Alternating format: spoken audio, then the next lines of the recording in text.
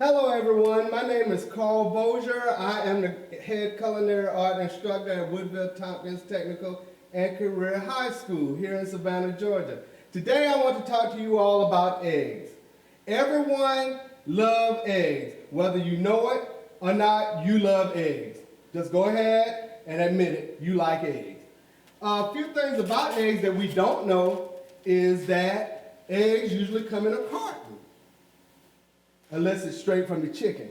But on your egg carton, you have numbers. There are numbers on the edge of every egg carton. Do you know what those numbers mean? Let me tell you what they mean. First of all, you have a best by or sell by date.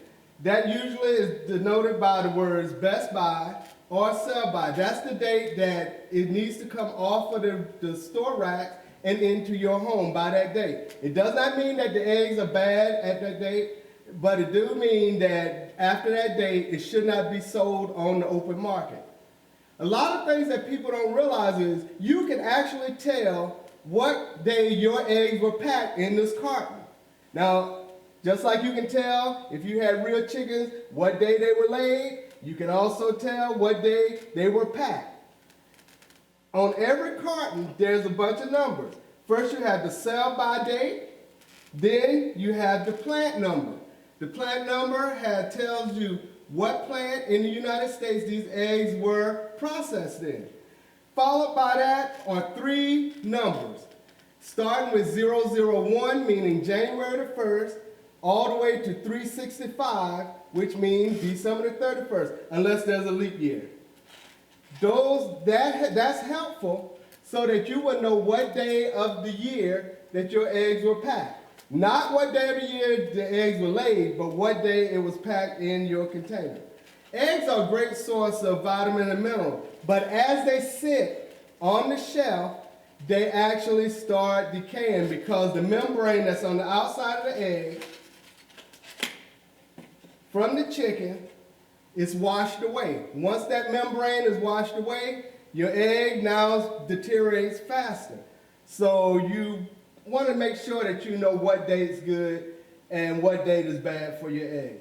Another thing about your eggs, most people bring their eggs home and they actually store it in that little egg part on the refrigerator.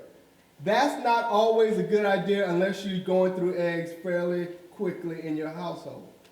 The reason being, eggs need to go in the cooler part of your refrigerator, which should be 49 degrees or below.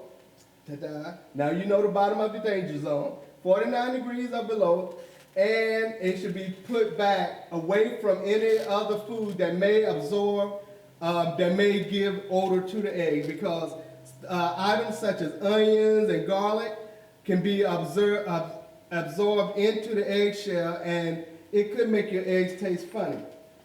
Here now, we don't just have white eggs, but we also have brown eggs. Brown eggs. Just because an egg is brown does not mean that it's better for you. Just because an egg is brown doesn't mean that it has more cholesterol or more of a nutritional value. The only thing that's different about these brown eggs from these white eggs is that they're laid by different hens. They're actually the same nutritional value, and they actually has about the same amount of protein and cholesterol, which is about 215 grams of cholesterol in an egg. One of the good things about eggs that most people don't know, eggs can also be, in addition to white and brown, they could be yellow, they could be burgundy or red, they can be green. Those eggs are usually produced by a hen called the Easter eggers. You can do many things with eggs. Today what we're going to do is we're going to practice our method of doing a French omelet. Very easy, not like the old hard crusty omelet that you normally get from your mama in the morning, but it's a nice fluffy omelet, loaded with a whole bunch of butter. What you want to do, you want to first get you a nice egg, whether it's brown or white or green or yellow, whatever. And you want to crack your egg, whether you use one hand or two hands. You want to crack your egg into the bowl. After that, you want to take a little bit of salt, sprinkle a little salt over in it. You want to put about 3 or 4 drops of water. This is water. You want to put about 3 or 4 drops of water in it. And then you want to take a whisk. See my egg with my water. Nothing else in it but egg, water, and salt. And you want to beat it. You want to beat it fairly rapidly.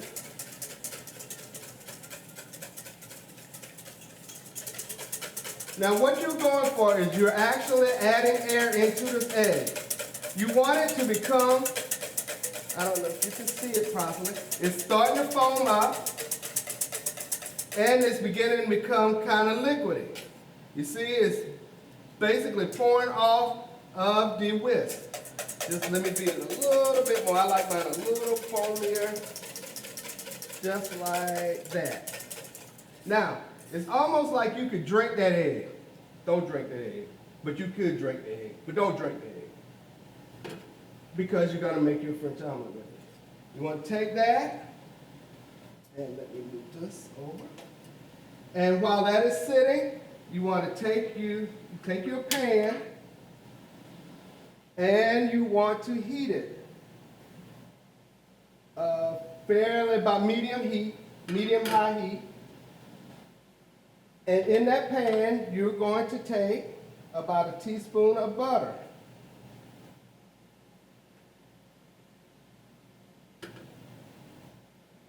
Teaspoon of butter. Now you want this butter to actually melt down into this pan. And while you're doing this, let me move this over so you can see the pan. You want to take it. And you're actually moving it around. You want it to coat this pan all the way. You want it to coat all the way around. Don't turn it up and try to rush this process because you don't want it to caramelize. If you allow your butter to caramelize in the pan, it'll still taste good and just to have quite a little bit of a caramel nutty flavor to it. So you want to go ahead and you want to make sure that you have enough heat. I don't know if you can hear it sizzling.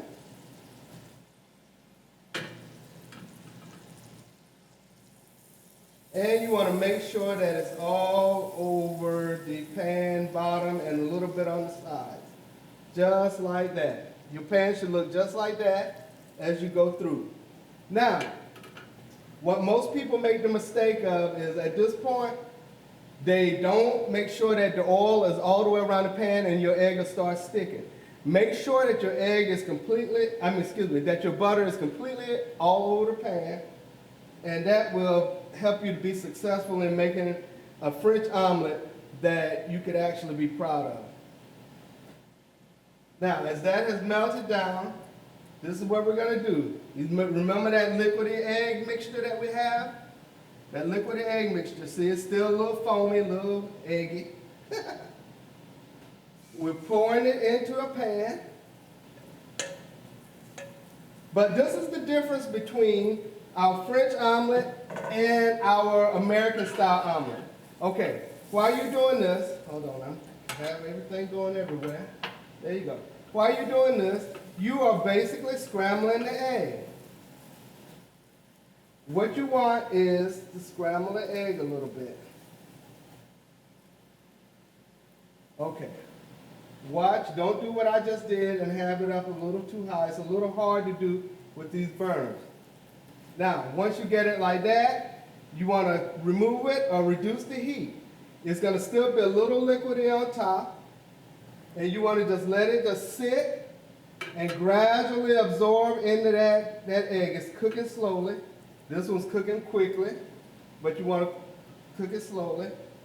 And you don't really want it to be this color, but this heat is a little bit difficult doing it with these burners like this. And you want to fold it over, and then you want to fold it back over on each other, like that. Now, if I was in class and this kid and one of the students did it like this color, I would be a little bit holler, irate, but, it is what it is in a situation like this. Now, while that pan is still warm, you want to take a little bit more of that butter.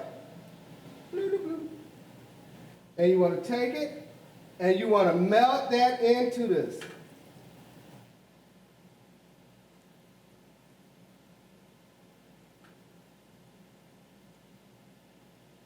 You want to melt it into it. This is a lot of butter. But, okay. As that go into it, then you want to take it and you want to put it on your pan. Now mind you, this is not the best looking French omelet that I've made. So don't hold it against me, all of you naysayers out there. Okay. Now, a French omelet is not a French omelet without one more thing. A little more butter. Take your little more butter, if I can get it, and you want to take it, and let's pull it up a little bit so you can see it. And we want to take it and we want to rub a little bit more butter on top and let it macerate into it like that. And what you come out with is a nice, creamy, fluffy omelet that's unlike the omelets that you would normally get here in America. I don't know if you can see the inside of that, but it's nice and creamy, and it gives you a great mouthfeel on when you're eating it. You could pair it up with some toast, maybe some fruit, but it's a whole totally different experience than the regular American omelet.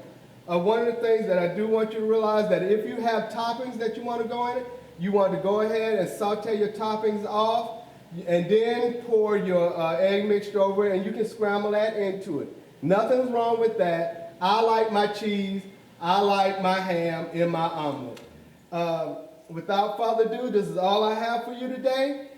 Keep cooking, use up your parent eggs, and make life happy by making your friends happy. Signing off from Woodville, Tompkins, this is Chef Bosier.